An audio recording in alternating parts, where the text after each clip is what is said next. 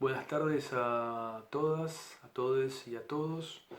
Un gusto estar aquí esta tarde con ustedes. Un honor y un placer poder arrancar y abrir este ciclo de historia de las revoluciones con esa temática, la Comuna de París, y quería agradecer en particular a los compañeros y las compañeras de la Izquierda Diario por su invitación. La Comuna de París, entonces, un momento clave, patrimonio militante, piedra de toque del marxismo y al mismo tiempo una gran olvidada de la historia, al menos del relato histórico tal como está contado oficialmente. Hoy en día, desde ya, se dejó de presentar a los comuneros y a las comuneras como delincuentes, chusmas, canallas. Retomo literalmente las palabras de los Trump, de los Bolsonaro, de los Macron de la época. En el mejor de los casos, la comuna se transformó en objeto de curiosidad en el desván del pasado o directamente se borró, ¿no? Se liquidó, desapareció del relato histórico. Y sin embargo, la comuna tiene una enorme carga de modernidad y una enorme actualidad que tiene que ver, ¿no? A pesar de sus 72 días de existencia, que tiene que ver con una extrema densidad del acontecimiento, del proceso, y al mismo tiempo tiene que ver con su doble matriz, ¿no? La comuna quiso al mismo tiempo transformar la sociedad y cambiar la vida, es decir, librar la sociedad de la explotación y la opresión de los policías, de los curas, de la moral estrecha y consagrar la libertad y la fiesta. Entre el 18 de marzo de 1871 y el 28 de mayo, los proletarios de la capital francesa y las proletarias literalmente tomaron el cielo por asalto, cansados de vivir la vida tal como la habían vivido hasta aquel momento y bien determinados a cambiarla radicalmente. Este conjunto de elementos explica por qué y cómo todo lo que encontramos en aquel momento, en aquella época de partidarios del orden moral, social y policíaco en Francia, en Europa, se ponen de acuerdo para liquidar y aplastar radicalmente aquella experiencia, ¿no? El resultado es escalofriante y demuestra la determinación de la burguesía desde el vamos para defender sus intereses, sus privilegios cuando considera que están cuestionados. El resultado son los 30.000 fusilados y asesinados de la Semana Sangrienta, ¿no? De los asesinados bajo las balas de los versalleses, 100.000 detenciones, 36.000 simulacros de proceso, 13.000 juicios, condenas, sentencias a muerte, trabajos forzados, deportación, ¿no? Este es el precio que tendrán que pagar los parisinos y las parisinas por haber querido vivir en forma distinta, sin intermediación desde arriba, determinados a tomar las riendas de su destino democráticamente en nombre de la justicia y el trabajo. Ahora bien, desde ya no voy a poder centrarme y detallar aquellos 72 días, ¿no? La experiencia de conjunto, pero sí centrarme en algunos momentos claves, entre los cuales elementos de contexto, para empezar, después la jornada de los cañones, la jornada del 18 de marzo, una jornada absolutamente clave, un momento decisivo de la comuna. Luego la invención de lo desconocido, es decir, cómo a través de esos 72 días de fiesta toma cuerpo, se hace carne el programa de la revolución, y terminaré con algunas figuras, una figura en particular de comunera y el papel de las mujeres en la Comuna de París. Orígenes. ¿Cuál es la situación en marzo del año 71? Después de lo que Víctor Hugo llamó los 5 meses polares del invierno del 70, la situación es la siguiente, fundamentalmente, y desde ya pido disculpas a aquellos y aquellas que todavía no cenaron. No hay nada que comer, ¿no? Como muestra este lienzo de Narcís Chailloux, Le Dépeceur de rats, el despedazador de ratas, o más bien se come de todo, se comen roedores, gatos, perros, sobre todo no hay trabajo. Y a pesar de todo, hay que seguir pagando los alquileres a los dueños, hay que seguir pagando los préstamos a los usureros y a los acreedores a los cuales se pidió dinero para sobrevivir. ¿Quiénes son los responsables de esta situación? Hay distintas canallas responsables. El primero salió del escenario algunos meses antes, en septiembre del año 70, pero estuvo 20 años en el poder, un poco más de 20 años. Es Napoleón III, el sobrino del primero, gobernó entre el año 49 y 1870 en provecho de la consolidación de la nueva clase social, la burguesía financiera industrial. Como su tío, al final el tiro le salió por la culata, las cosas terminaron mal, ya que las expediciones militares organizadas en el exterior para ocultar los problemas domésticos desembocan en una derrota absolutamente estrepitosa frente a las tropas prusianas durante la guerra del verano del 70, la guerra franco-prusiana.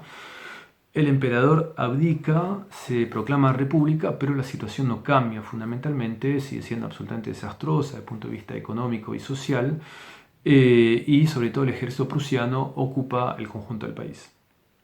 La segunda clase de crápulas, de canallas que explican la situación de la primavera del año 71, son aquellos que intentan sacar provecho de esta situación para ocupar el espacio dejado vacío después de la abdicación de Napoleón III. Se organizan comicios legislativos y una asamblea sale a las urnas en febrero del año 71.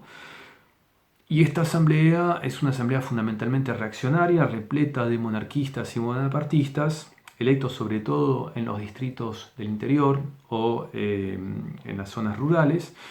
Y estos parlamentarios entregan las riendas, entregan el poder ejecutivo a Adolphe Thiers, un político de larga trayectoria, republicano en teoría, pero francamente reaccionario y conservador.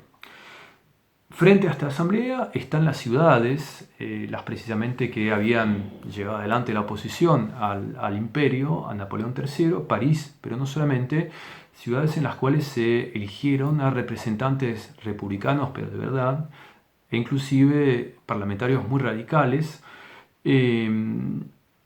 partidarios de una república que estaría al servicio de los intereses de las clases populares y no una mera república proclamada para que nada cambie como lo quiere o lo pregona Adolphe Thiers. Ustedes podrán comprender en este marco que esta situación da lugar a fuertes tensiones entre, por una parte, esta asamblea y, por otra parte, las ciudades.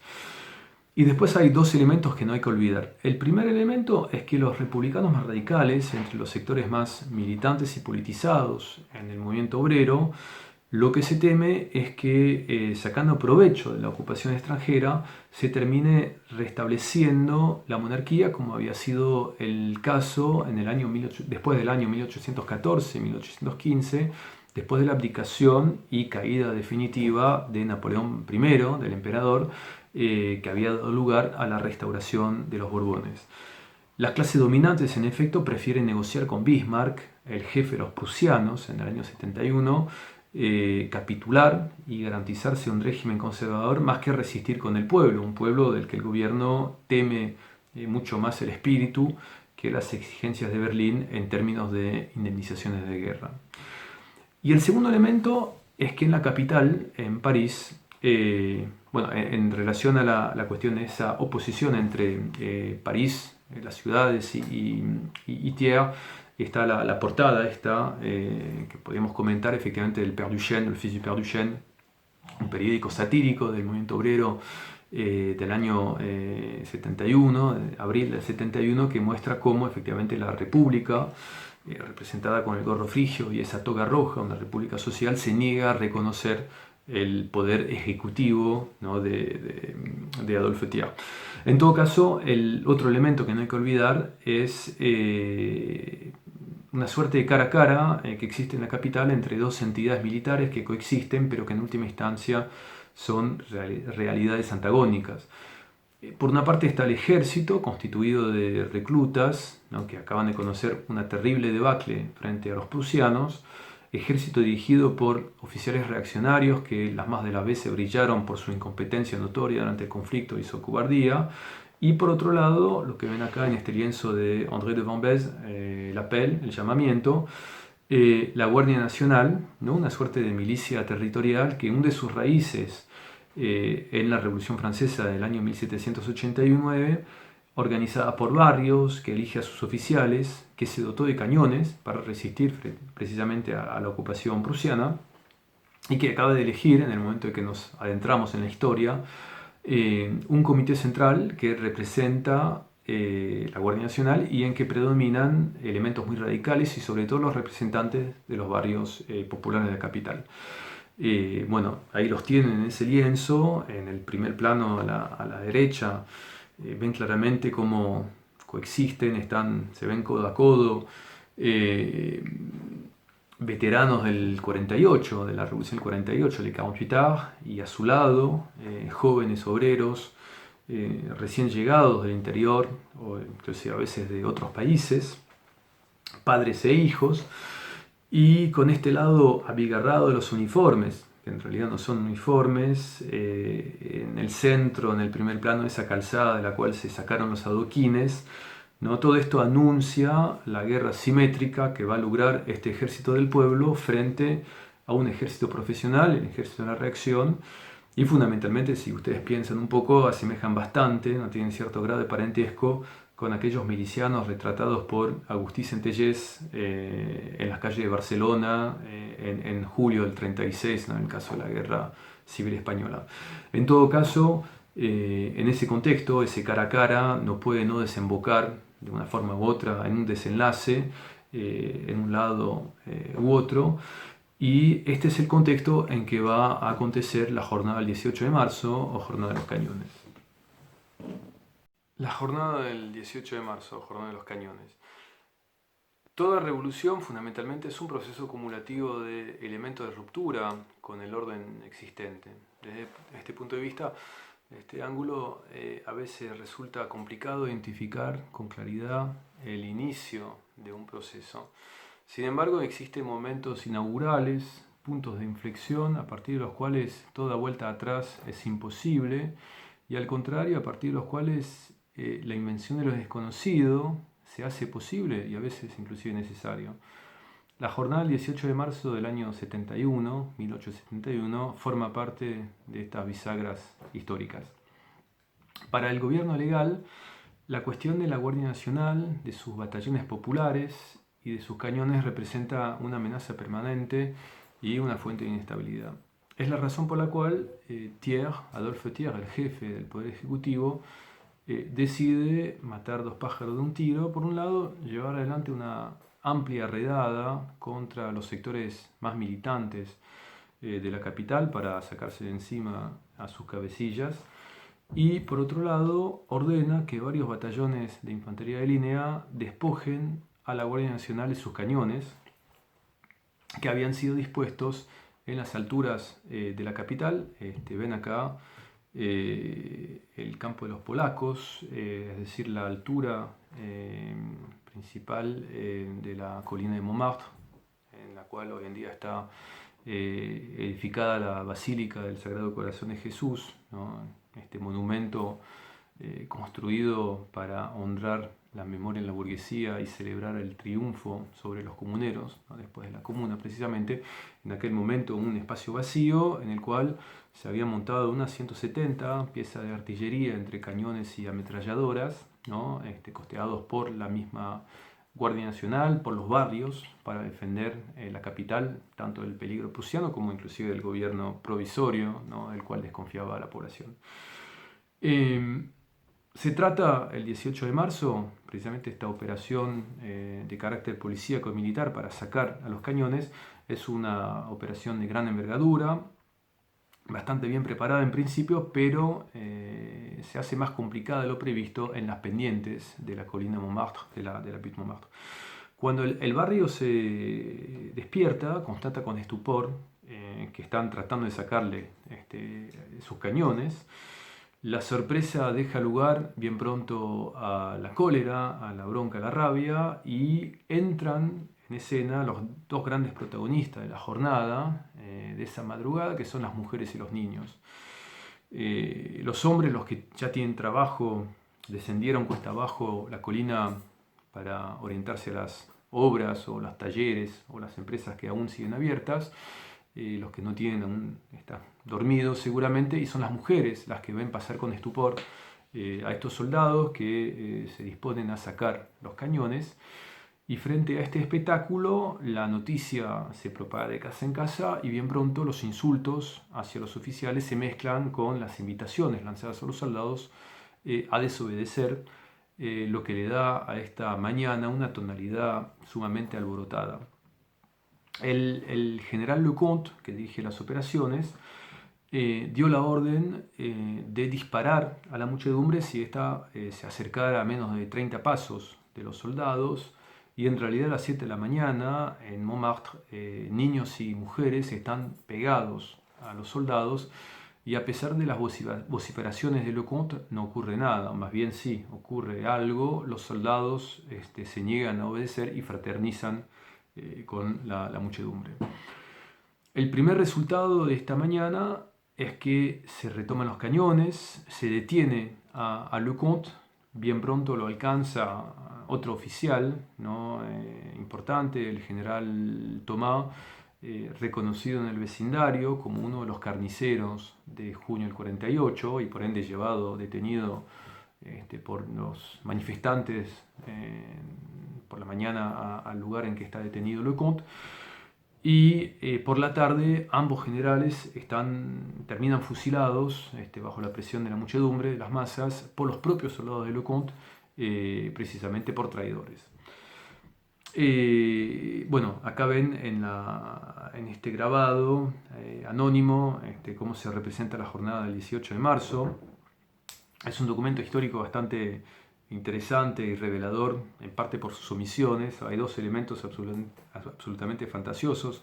El primer elemento es la representación imaginada de la Place du Tertre, ¿no? De la alcaldía de Montmartre, ¿no? En el cual supuestamente los soldados, en este caso el 88 Regimiento de Línea, vuelve a traer los cañones. O sea, no se parece para nada a lo que está representado. Y el otro elemento sobre todo es la omisión, el ocultamiento, el olvido del artista, que representa a soldados, pero se olvidó por completo de las mujeres y de los niños, ¿no? Pero lo interesante son las culatas, ¿no? Hacia arriba, de los soldados, que representa precisamente el amotinamiento, es decir, están volviendo a traer los cañones al lugar en que estaban. Cuando el gobierno se da cuenta de lo que está pasando, es decir, que la operación es un fracaso rotundo, Thiers toma la decisión de evacuar, de huir a Versalles, la ciudad monárquica por excelencia, ¿no? La ciudad de Luis XIV, de la reacción. Decide evacuar a Versalles con lo que le queda de ministros y subsecretarios, escribas, altos funcionarios, policías, gendarmes, oficiales, en fin, todos se marchan rápidamente sin pedir respuesta. Este es el punto de inflexión, es decir, que el poder legal salió corriendo, dejando abierto la cuestión del poder real, ¿no? Del poder legítimo o potencial, el del pueblo de París y en particular de sus barrios populares. Es lo que los marxistas llamamos una situación de doble poder, cuando previa a cualquier tipo de situación revolucionaria verdadera, cuando los de abajo y los y las de abajo se organizan para construir su poder, condición previa sine qua non para sacarse de encima el poder establecido. Lo llamativo en esta jornada del 18 de marzo es el hecho de que el pueblo, ¿no? Es un pueblo que no tiene nada de populista o de nacional popular, ¿no? Es ante todo sinónimo de clase trabajadora. Este pueblo inventa en la práctica una nueva teoría política, dando pruebas de una extrema creatividad. Ahora me explico. Las dos tendencias dominantes entre los sectores más militantes del proletariado de la capital en aquel momento son los proudhonianos y los franquistas. Corrientes activas desde hace mucho tiempo, antes del 48 inclusive, con un prestigio considerable, granjeado a lo largo de duras acciones llevadas a cabo contra la monarquía de Julio primero y después contra el imperio, huelgas muy duras, corrientes, en fin, que pagaron un alto tributo a la represión, ¿no? Los partidarios de Pierre-Joseph Proudhon son libertarios y anarquistas, los de Auguste Blanqui más bien republicanos revolucionarios, y todos comparten un mismo objetivo: construir un nuevo orden social basado en la justicia del trabajo, librado de los parásitas, de los policías, de los patrones, de los curas, etc.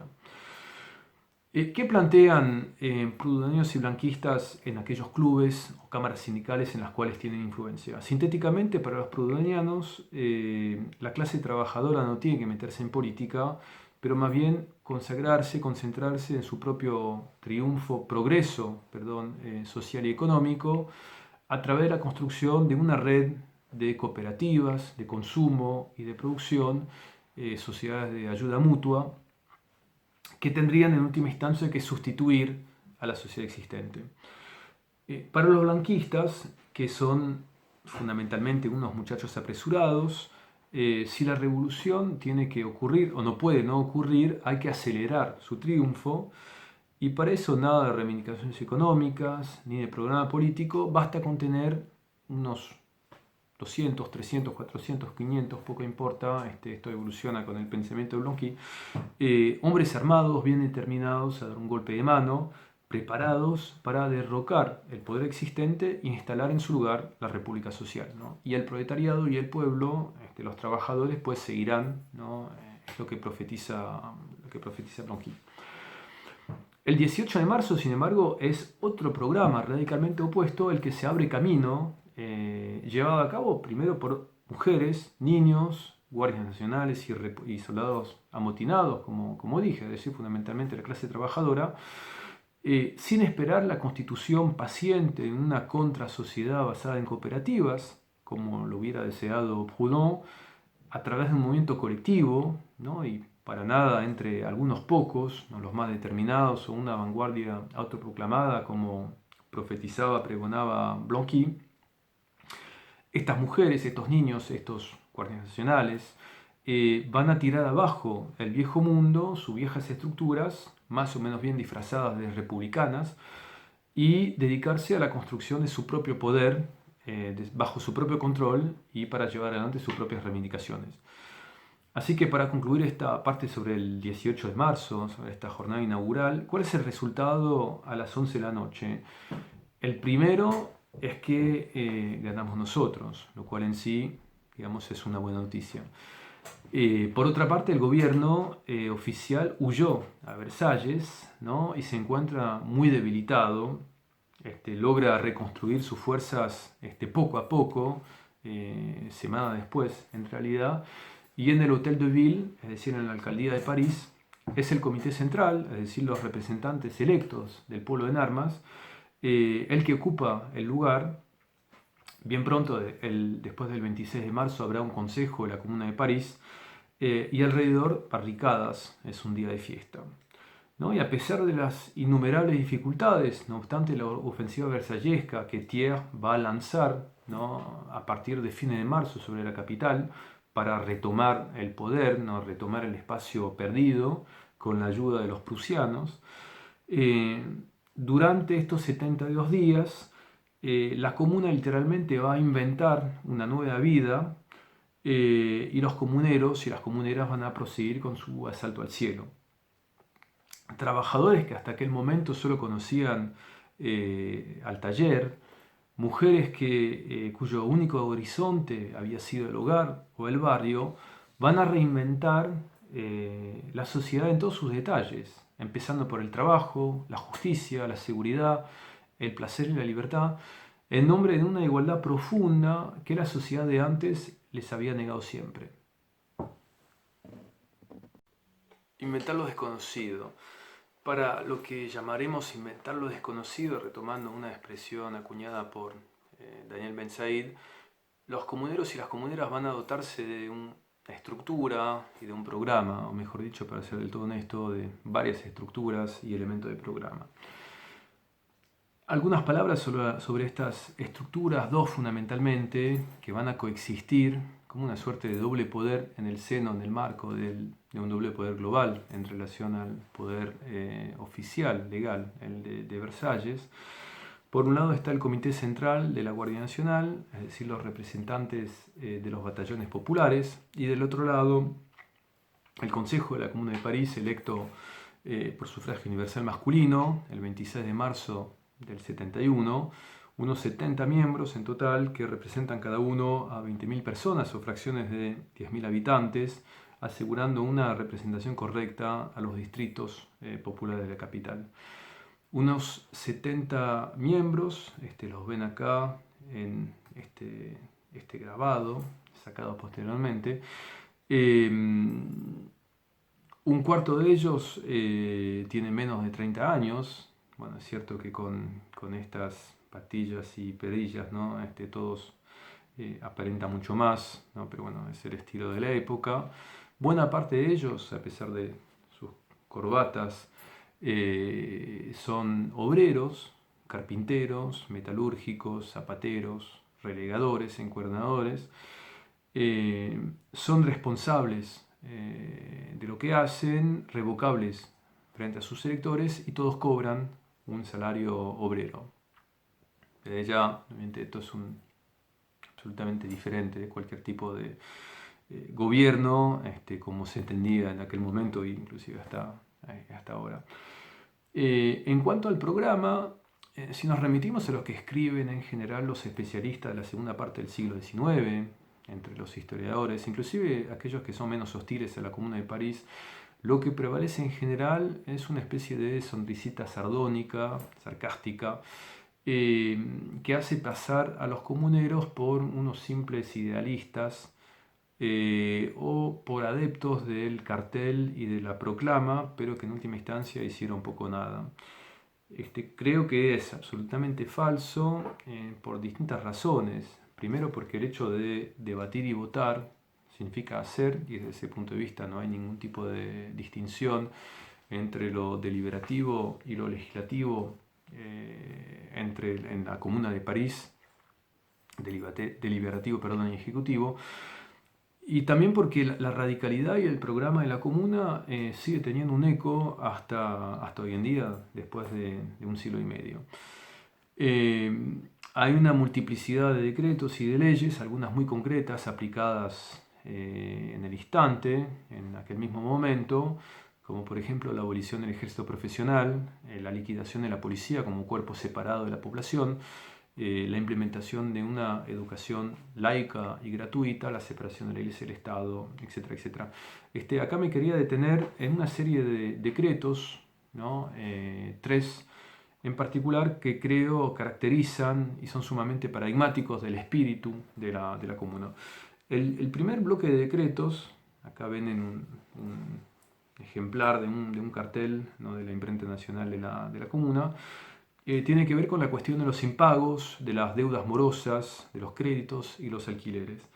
Sistemáticamente, con una especie de gradación progresiva, el Comité Central primero y después el Consejo de la Comuna va a decidir la suspender los desahucios, suprimir las actuaciones judiciales contra los artesanos o los pequeños comerciantes que no logran pagar sus créditos, restituir los objetos comprometidos depositados en el Monte de Piedad, requisar las viviendas vacías, etc., ¿no? Este es el decreto firmado por Gustave Lefrançais, maestro de escuela primaria, delegado de la Comuna, anarquista proudhoniano, que escribió unas maravillosas memorias sobre la Comuna, que precisamente tiene que ver con la restitución de los objetos depositados en el Monte de Piedad. Estos decretos, primero, atestiguan el hecho que en la época ya era imposible vivir de su trabajo, ¿no?, sin endeudarse para sobrevivir, precisamente. No se trata de medidas anticapitalistas, sino que indican que en la vida nueva que se pretende construir no se vivirá bajo el temor de los secretarios judiciales, ¿no?, a la merced de los usureros y bajo el chantaje permanente de la miseria.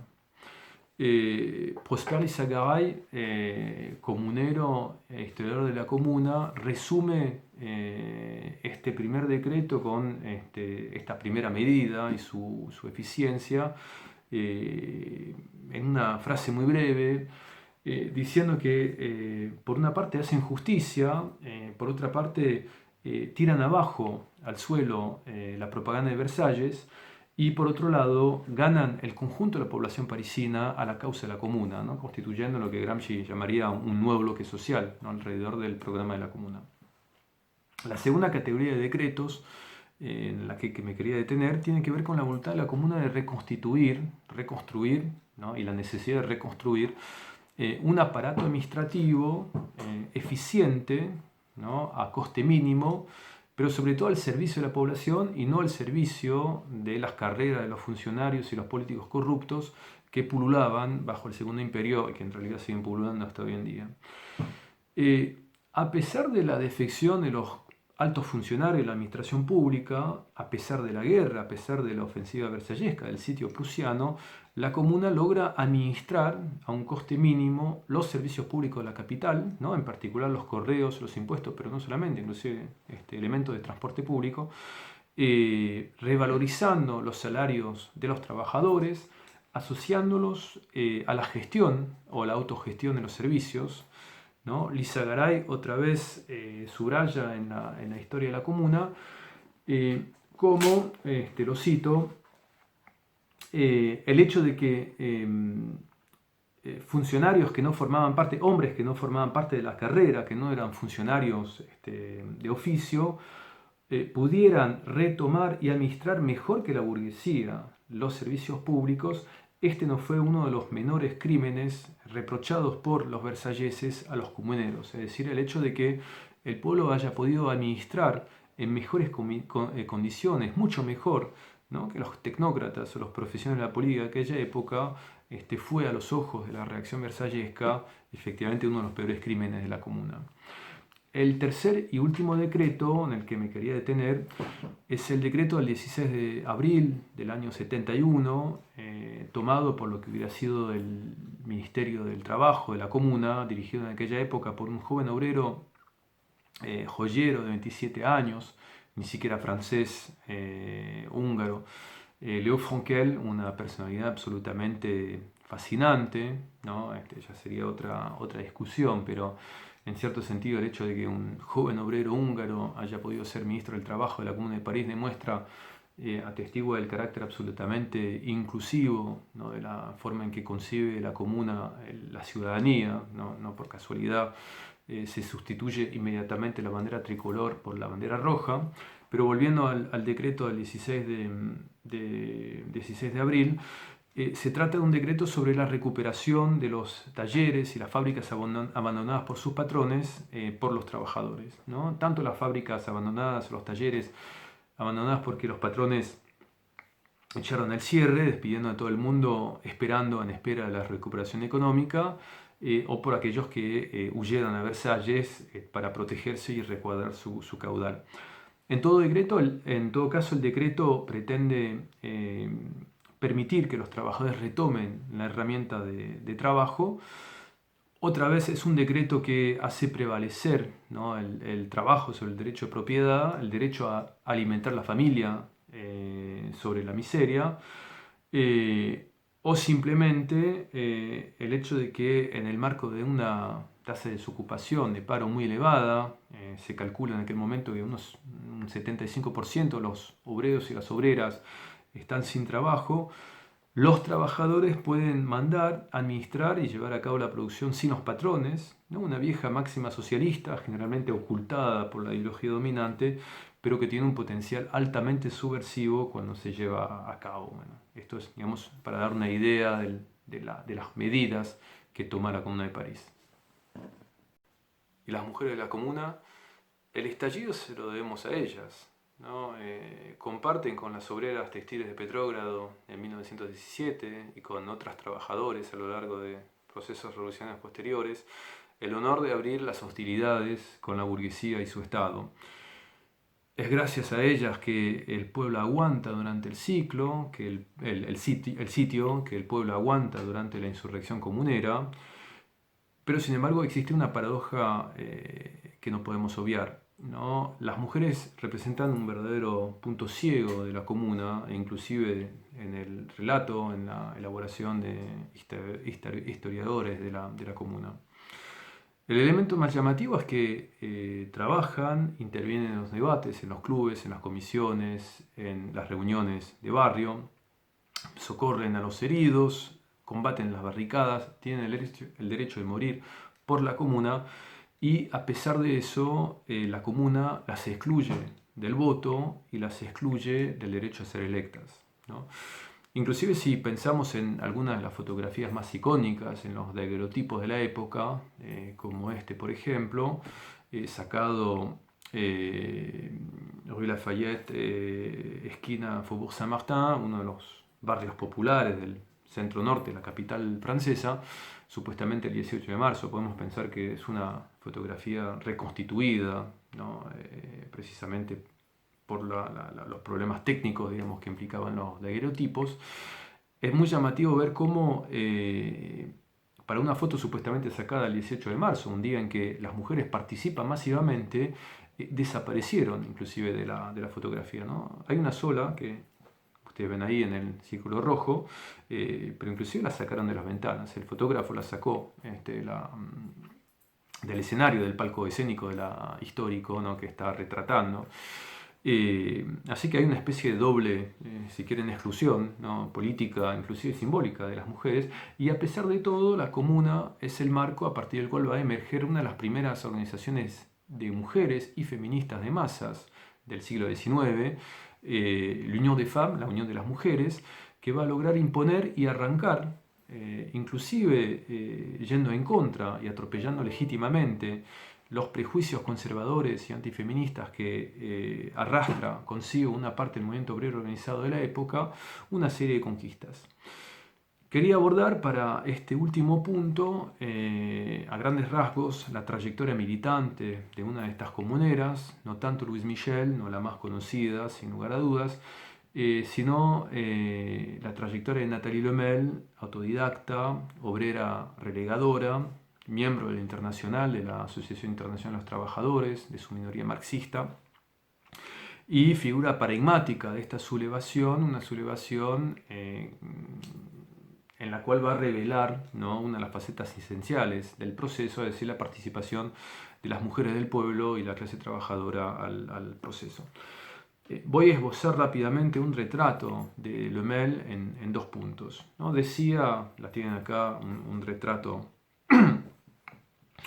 sacado del libro de Carbol, decía, empezando, que resulta siempre complicado a veces determinar con precisión la fecha, los orígenes de un proceso revolucionario, inclusive a posteriori, y Lemel simboliza bastante bien esta cuestión, ¿no? Porque forma parte de aquellos y aquellas cuya actividad sindical y política contribuye a fisurar las bases del imperio y a preparar, por ahí tal vez no directamente la comuna, sino los espíritus, las conciencias populares a la comuna, ¿no? Ella es oriunda de Brest, de Bretaña, en el oeste del país. Llega a la capital en el año 61, 1861, con su marido y sus hijos.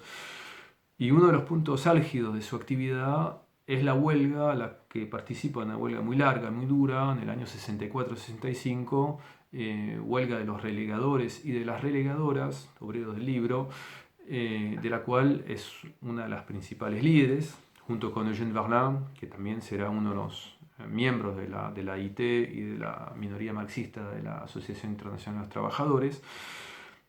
Lemel es electa al comité de huelga, y ahí ustedes verán la paradoja, ¿no? Ya que ninguna de estas militantes obreras podrá ser electa en las instancias oficiales de la comuna, ni siquiera votar durante los 72 días de existencia de la comuna en el año 71, y con sus compañeros y sus compañeras logra arrancar la igualdad salarial entre hombres y mujeres, ¿no?, en el sector del libro, en el sector de los relegadores. Saltemos algunos años. Desde ya su actividad sindical prosigue y se consolida hasta el año 71, y durante la comuna Lemel refunda con Elisabeth Dmitriev, una de las corresponsales de Marx en París, la Unión de las Mujeres, l'Union des Femmes, que se va a transformar en una de las organizaciones sociales y políticas de masas que va a organizar a miles de parisinas de los barrios populares. Una verdadera locomotora política que va a lograr arrancar una serie de reivindicaciones, entre las cuales el reconocimiento de los hijos naturales, es decir, nacidos fuera del matrimonio, la escuela gratuita para las niñas, la igualdad salarial entre hombres y mujeres, que se va a aplicar en algunos sectores, para maestros y maestras sobre todo, y la creación de cámaras sindicales compuestas exclusivamente de mujeres, ¿no? De obreras por rama, por fuera de cualquier tutela patriarcal, obviamente cualquier tutela patronal va de suyo, pero también por fuera del control de los colegas masculinos de estas obreras, que a veces, muchas veces, consideran con desconfianza a estas mujeres, las consideran como una competencia desleal, ¿no? O las prefieren directamente, como pregonaba Proudhon en un momento, como mujeres en el hogar, en la familia, en la casa, más que en el taller.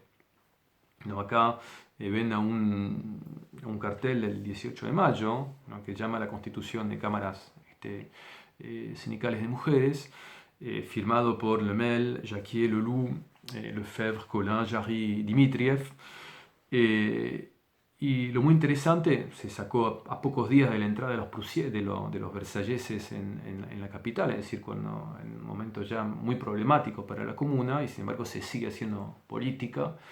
Y es un cartel muy interesante, porque si ustedes lo comparan con el del 17 de mayo, sacado el día antes, ¿no? Que llama Otra Reunión, siempre con las mismas firmas, el cartel del día 17 lleva la firma con la aprobación de Leo Frankel, ¿no? El ministro del Trabajo del cual hablábamos antes.